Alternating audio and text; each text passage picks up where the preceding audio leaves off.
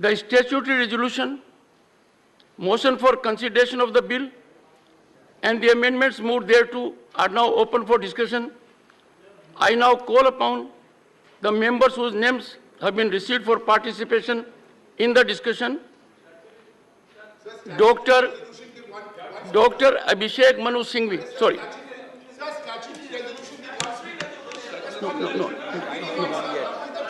No. Good. I'll follow the procedure. Please, bear with me. Please, no. Dr. Abhishek Singhvi. Sorry. Please take your seat. Dr. Abhishek Singhvi. You are holding the floor. Go ahead. Honorable Chairman, sir. Honorable Chairman, sir.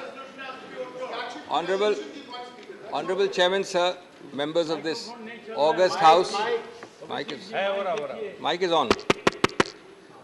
Honorable Chairman, sir. Honorable members of this august House.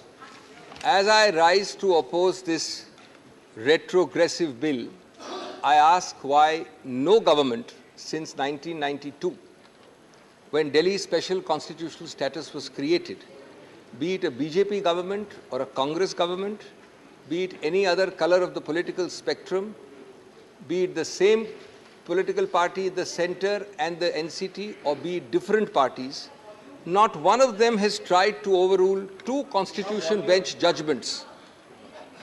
Not tried to overrule two constitution bench judgments on the status. Please. Good. The status of NCT. Why did no government create an authority where the Chief Minister of Delhi is in a minority? Why did no government empower two bureaucrats to overrule an elected Chief Minister? Why did no government make the Honorable LG, who is a constitutional figurehead except in three areas, into a super CM?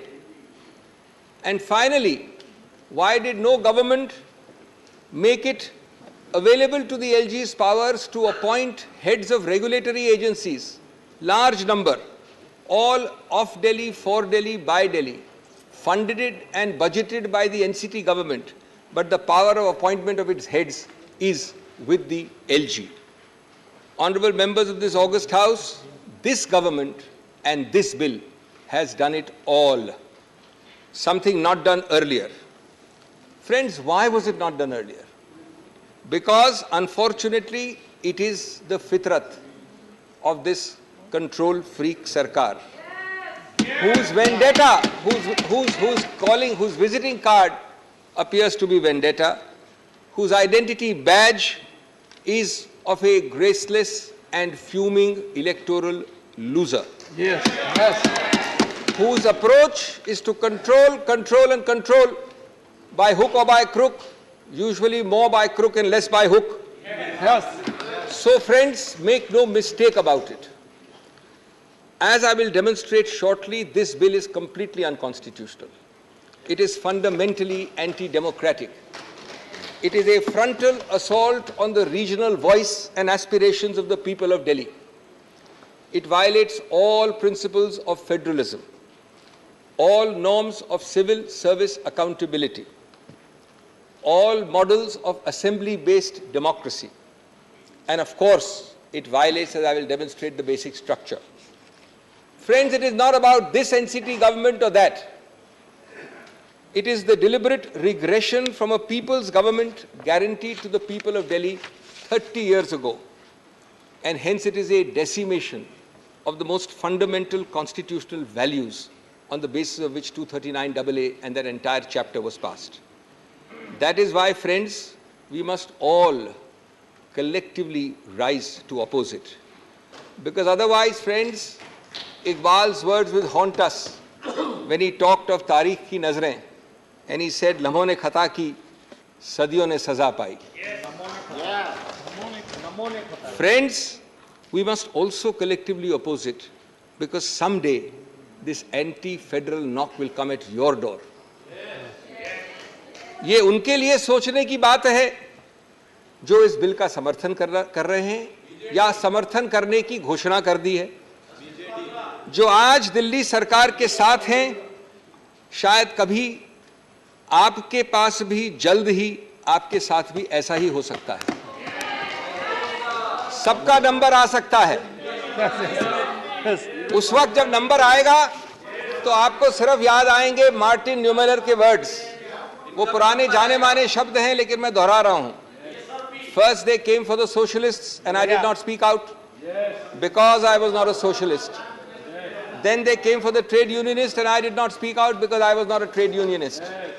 Then they came for the Jews and I did not speak out because I am not a Jew.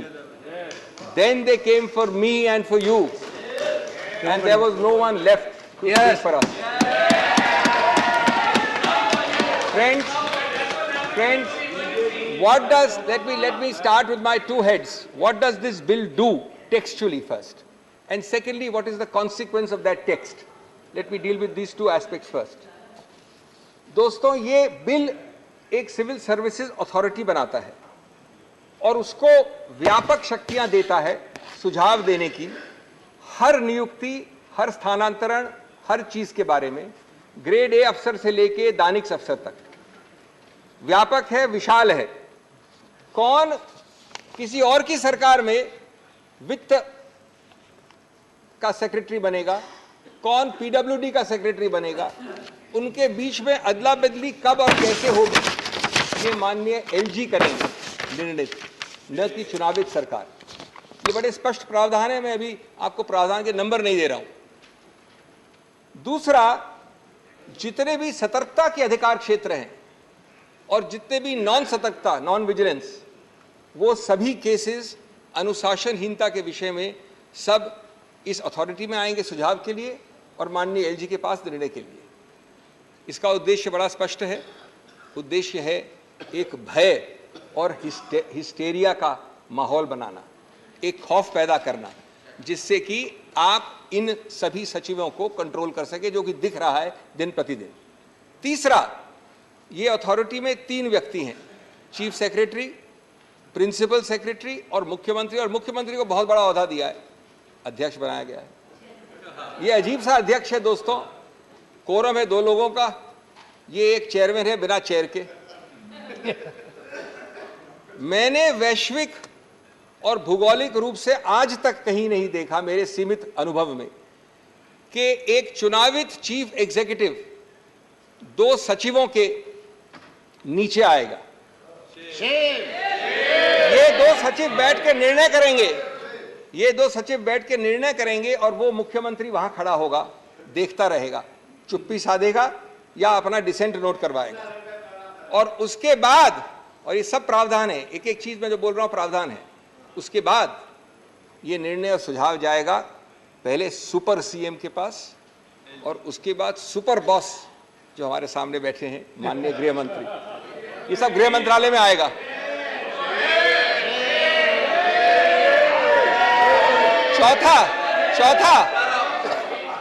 चौथा दोस्तों,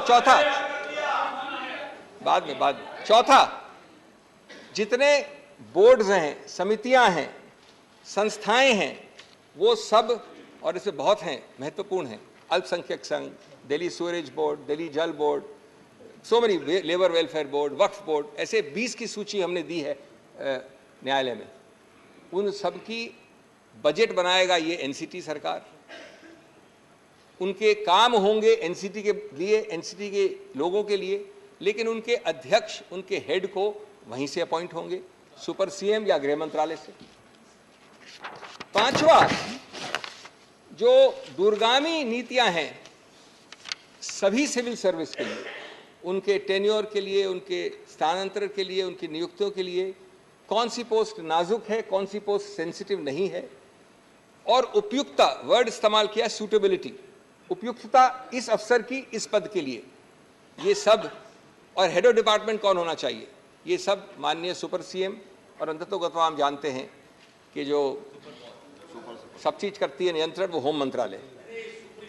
हर छोटी चीज के लिए, एक हर बड़ी चीज के लिए पूर्ण रूपेण व्यापक निर्बाध टेक ओवर, कब्जा, निर्बाध कब्जा है। माननीय प्रधानमंत्री, माननीय गृह मंत्री, आप जैसे उच्चतम पद पर विराजमान महानुभाव, क्या आप अफसर क्लासेस के लिए निचले से लेके सेक्रेटरी तक नीतियां आप बनाना चाहते हैं?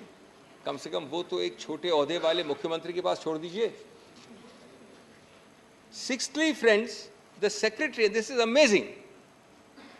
The annals of history of legislation have not seen bills like this. The secretary of the department is made in charge of preparing and authenticating every memo, including cabinet notes. Not bad yet. Disagreements between the secretary and the minister have to be recorded in writing and then sent to the LG, and the secretary in the act itself, in the bill itself says that the secretary may write on the note which he sends to the LG why the secretary thinks that the Council of Ministers is taking a decision contrary to law. Any law. Law means any law. Any law of India, in the opinion of the secretary, is being violated by the Council of Ministers, goes to the LG. It makes, friends, the elected government hollow. A chief minister paralyzed, unable to act. Any minister shivering before his or her secretary. And the bureaucracy looking up to the LG even for sneezing. And the LG, of course, looking up to the Home Ministry. ऐसे हालात को देखकर मुझे वो पुराना शेर याद आया दोस्तों, एक काफिले वालों तुम इतना भी नहीं समझे, लूटा है तुम्हें रहजन ने रहबर के इशारे पर. This bill, friends, eliminates 2 out of the 3 interlocking, fundamental, distinct chains and institutions which form the bedrock of any assembly-based democracy, and therefore they hit at the very root of the basic structure. These 3 interlocking chains, which are discussed in 10 paragraphs of the Supreme Court judgment, I wish somebody had read the judgment carefully before drafting the bill, are: 1, a political executive through the Council of Ministers answerable to the people; 2, a civil service answerable to the political executive, and hence accountable to the people through the political executive; and regulatory agencies which are an integral part of governance in any system. The bill simply eliminates number 2 and 3. Out of 3, it takes away 2. Friends, the object is not to make Hamlet the Prince of Denmark, not even the slave of Denmark, but to take over Denmark itself. It is to make Denmark a hollow shell, substitute NCT for Denmark. Its second impact is that it eliminates the accountability of the civil service completely. In doing so, it eliminates the very concept of Westminster-style democracy, which Delhi is supposed to be fully Westminster-style minus 3 subjects only. The civil service, friends, after this bill will jump, bend, crawl, answer at the behest of an external agency, be it the Home Ministry or the Super Chief Minister.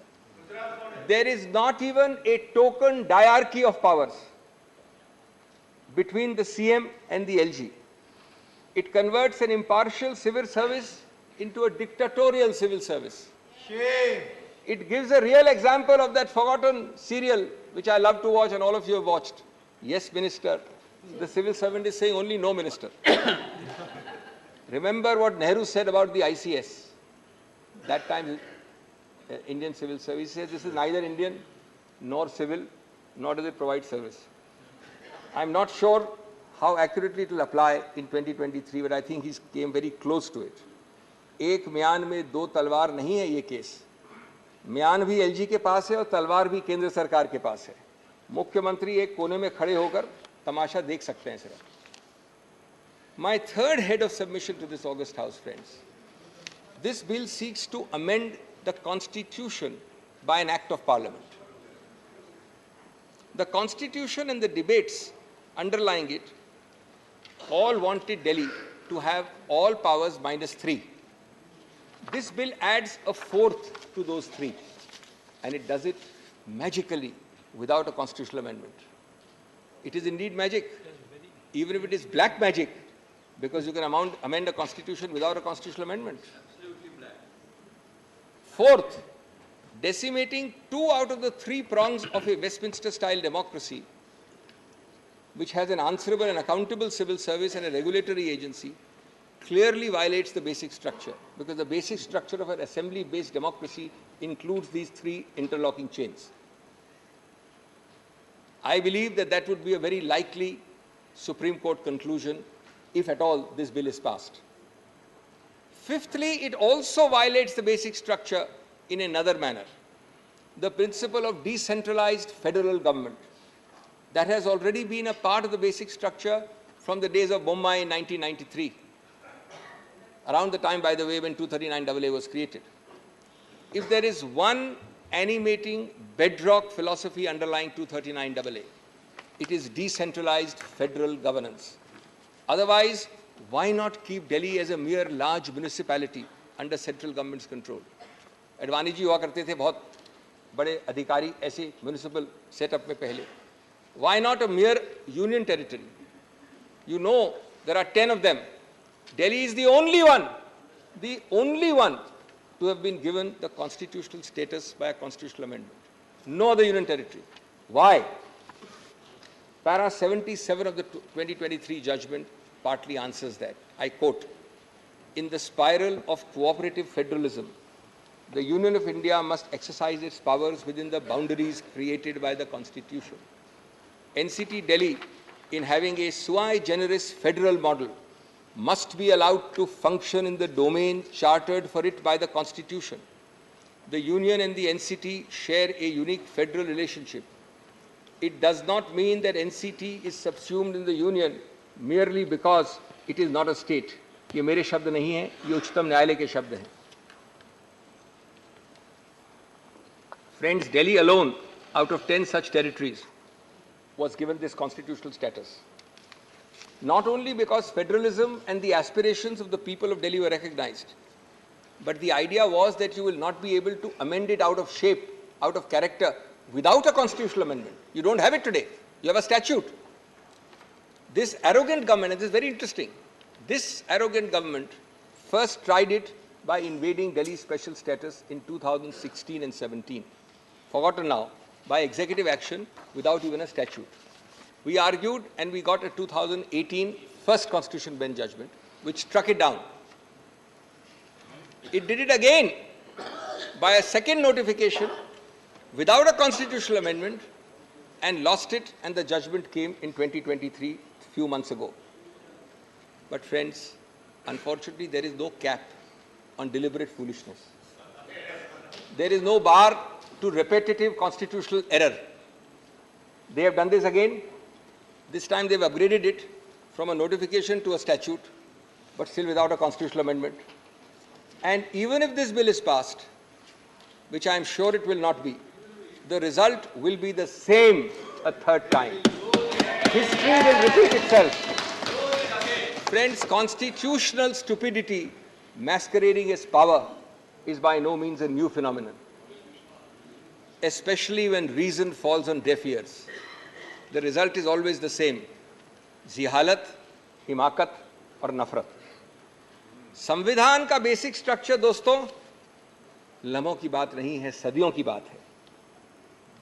और अगर संविधान को सदियां सुनेगी, लम्हे नहीं, तो हम सबका उत्तरदायित्व बनता है कि हम उस संविधान की आवाज की हिफाजत करें. क्योंकि अदर नहीं तो संविधान चीख चीख कर कहेगा, मुझे लम्हे नहीं, सदियां सुनेंगी, हिफाजत से मेरी आवाज रखना. आज आप केंद्र में हैं, मैं आप पार्टी की बात नहीं कर रहा हूं, मैं बीजेपी की बात कर रहा हूं. आज आप ट्रेजरी बेंच में हैं, कल कोई और होगा. ये कायम रहेंगे कि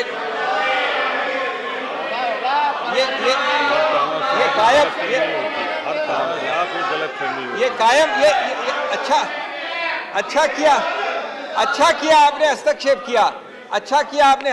किया, क्योंकि आपके कायम शब्द के लिए मेरे पास एक जवाब है. तुमसे पहले भी वो जो शख्स यहाँ तख्त नशीन था, तुमसे पहले भी जो यहाँ शख्स तख्त नशीन था, उसको भी अपना खुदा होने का इतना ही यकीन था. बल्कि बशीर बद्र को कृपया भूलिए नहीं. आप लोग सब जानते हैं उसको, मुझे भी कोट करते रहते हैं आप में से कई. बशीर बद्र को उसने ही कहा था, शोहरत की बुलंदी भी पल भर का तमाशा है. शोहरत की बुलंदी भी पल भर का तमाशा है. जिस डाल पे बैठे हो वो टूट भी सकती है.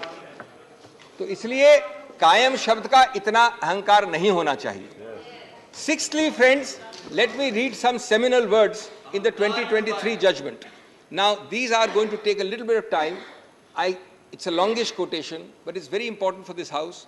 10 paras, and I'm only reading selectively, of the Supreme Court. It's completely forgotten. I'll read a little quickly and fast. This is a unanimous judgment, not a single dissent. And these words have been ignored, and they are not my words. Even though it's long, pardon me, allow me to read it. It's the highest court of the country. In a democracy, each word I'm reading is a quotation, and I can assure you these words will come to haunt you. In a democracy, accountability lies with the people who are the ultimate sovereign. The cabinet, consisting of elected representatives, is collectively responsible for the proper administration of the country and is answerable to the legislature for its actions. The government is responsible for the decisions and policies of each of the ministers and of their departments. This creates a multi-linked chain of accountability, where the legislature is accountable to the people who elected them and the government is collectively responsible to the legislature. It's quite amazing. Collective responsibility is an important component of parliamentary democracies. The day-to-day decisions of the Council of Ministers are to be implemented by a neutral civil service under the administrative control of the ministers, in order to ensure that the functioning of the government reflects the preferences of the elected ministers and through them the will of the people. It is essential to scrutinize the link of accountability between the civil service professionals and the elected ministers who oversee them. Under the Westminster parliamentary democracy, civil service constitutes an important component of a triple chain of command that ensures democratic accountability. Har shabd ki dhajjiyan uda raha hai ye bill, har shabd ki. The triple chain of command is as follows. Civil service officers are accountable to the ministers, ministers are accountable to parliament, and thirdly, parliament legislature is accountable to the electorate. An unaccountable and non-responsive civil service may pose a serious problem for governance in a democracy. It creates a possibility that the permanent executive, consisting of unelected civil service officers who play a decisive role in the implementation of government policy, may act in ways that disregard the will of the electorate. In a federal polity, a fundamental question which arises is which would be the more appropriate authority to whom the civil service officers would be accountable. Everything which the bill is saying is dealt with here. In a democratic form of government, only one more para is left, friends, the real power of administration must reside in the elected arm of the government, subject to the confines of the Constitution. A constitutionally entrenched and democratically elected government needs to have control over its administration. If a democratically elected government is not provided with the power to control the officers posted within its domain, then the principle underlying the triple chain of command of collective responsibility would become redundant. That is to say, if the government is not able to control and hold to account the officers posted in service, then its responsibility towards the legislature as well as the public is diluted. The principle of collective responsibility extends to the responsibility of officers, who in turn report to the ministers. If the officers stop reporting to the ministers or do not abide by their directions, the entire principle of collective responsibility is affected. Therefore, GNCT ought to have control over the services. Now, I know there's a statute. I'll deal with their best defense, which has been raised by the government. But first, I've read to you 10 paragraphs. For those interested, from 102 to 111. Clearly, friends, this bill is therefore, in the light of these paragraphs, stillborn. It does not, indeed cannot remove the basis, which is this of the unanimous Constitution Bench judgment. These quotations I have just read are bedrock principles. This bill is simply providing provisions directly contradicting these bedrock principles. It cannot simply nullify a unanimous Constitution Bench. It must at least amount to removing its basis and rendering that judgment inoperable. I have just read to you passages which are impossible to remove the basis of. These are bedrock principles. How do you remove the basis? It is therefore trying to overrule directly a Supreme Court judgment. It therefore is an impermissible constitutional exercise if you try to nullify a Supreme Court judgment without removing its basis. It is not only does this bill insult the people of Delhi, it insults the Supreme Court. It insults our intelligence. कभी दिल में ख्याल आता है कि जैसे 1935 वाले government of India act में चुनाव जरूर रखे थे, लेकिन पावर नहीं रखा था कुछ भी. क्या यही कॉलोनियल मॉडल का आप कार्यान्वित कर रहे हैं आज इस बिल द्वारा? हम आपको चुनाव दे रहे हैं, पद दे रहे हैं, लेकिन पावर नहीं दे रहे हैं. Is this not an illegal power grab through the back door? Yes. Now, seventhly, friends, I come to the main defense, the only defense of the government, because you should know this, how wrong and how fallacious it is. It is based on clause 7A and B of the article. Can I just read? None of you need to be lawyers to understand this, the text of the, and you'll get the answer automatically. This is the entire defense. Parliament may by law make provision for giving effect to or supplementing, mark the word, for giving effect to or supplementing the provisions contained in the foregoing clauses, and for all matters incidental or consequential thereto. Friends, these words on bare text mean that to reinforce, operationalize, effectuate and implement the earlier provisions, which provide the entire architecture for Delhi, Parliament can make laws. This was a provision put so that every time something is to be made to fill a gap, to plug a hole, you don't have to have a constitutional amendment. Parliament is sufficient to plug that hole, to reinforce the Delhi's architecture.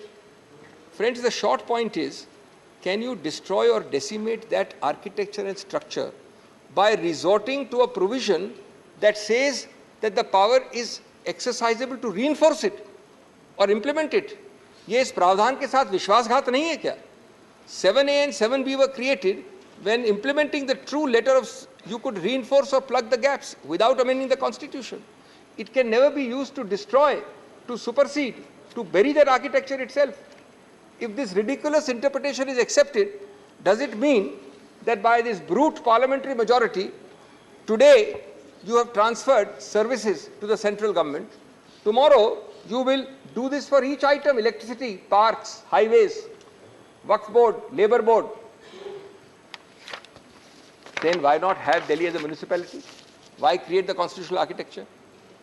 And that too by using clause 7, which says supplement, reinforce, implement, incidental.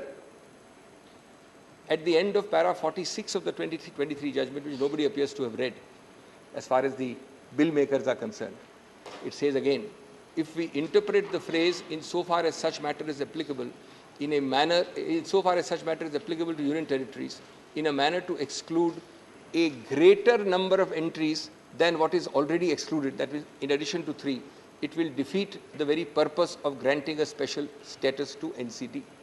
This is the Supreme Court in para 46.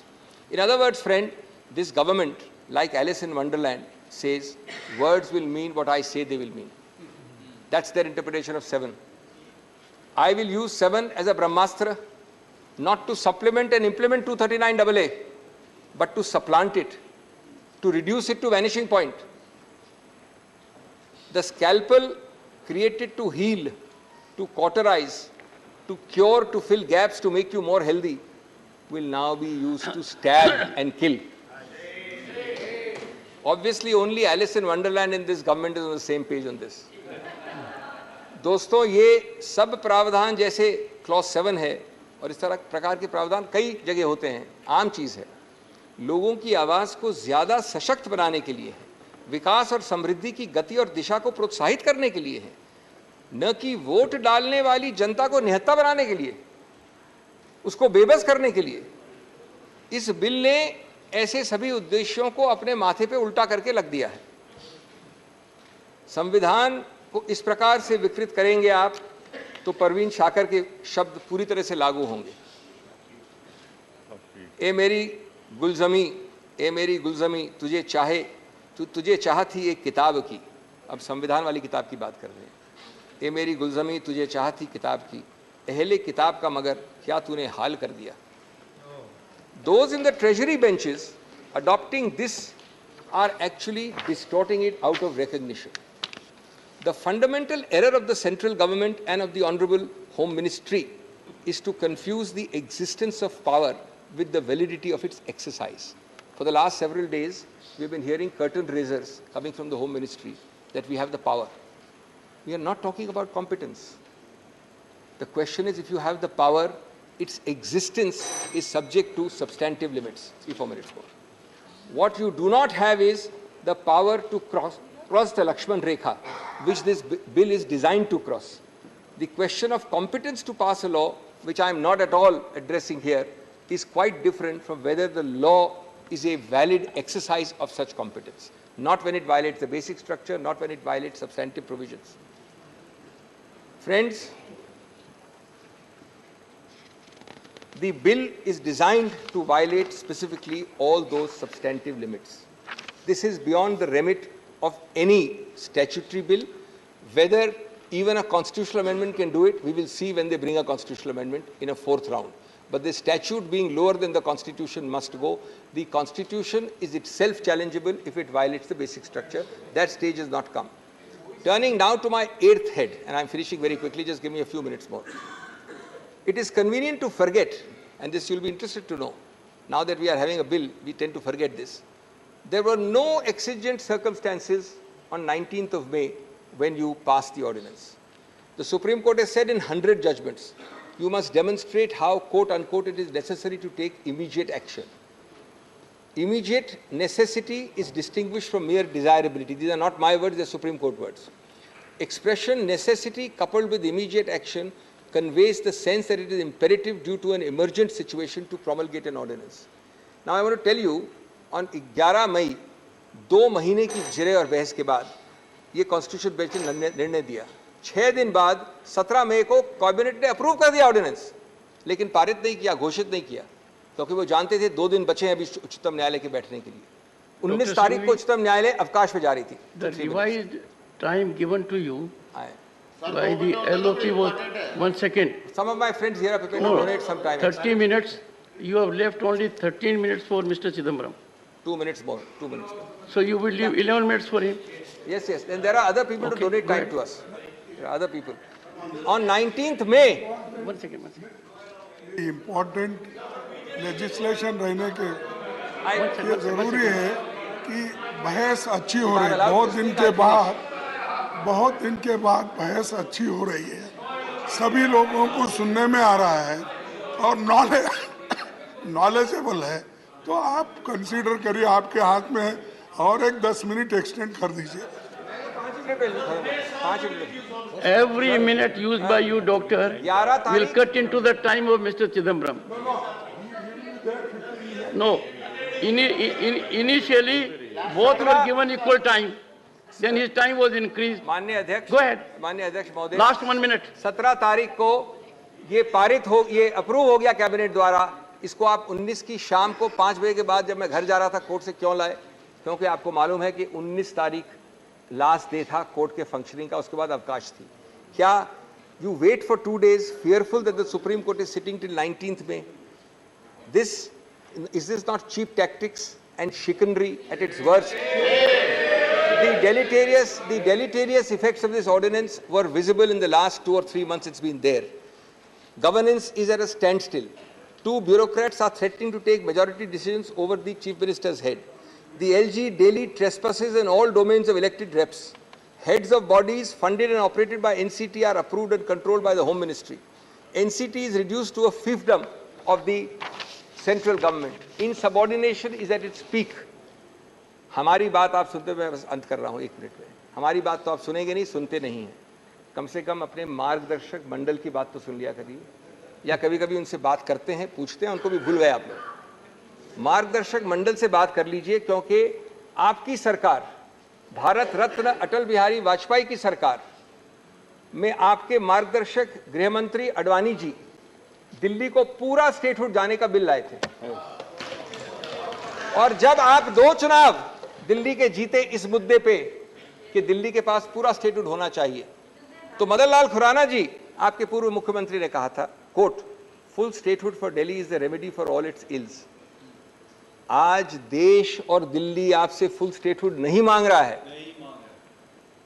आज सिर्फ वो इतना विनती कर रहा है कि जितना बाएं हाथ दाएं हाथ ने संविधान ने दिया है, उतना बाएं हाथ से तो नहीं लीजिए। इतनी छोटी सी विनती कर रहा है। जहां तक दुख और आक्रोश का सवाल है, ये एक दुखद और खतरनाक प्रस्तावित कानून है दोस्तों। अंत करूंगा मैं ये कहकर कि ये दिल्ली के बारे में शेर बिल्कुल उपयुक्त बैठाता है ये बिल, ये प्रस्तावित कानून। चेहरे पे सारे शहर के गर्द मलाल है, जो दिल का हाल है वही दिल्ली का हाल है। दुख और आक्रोश का हाल है।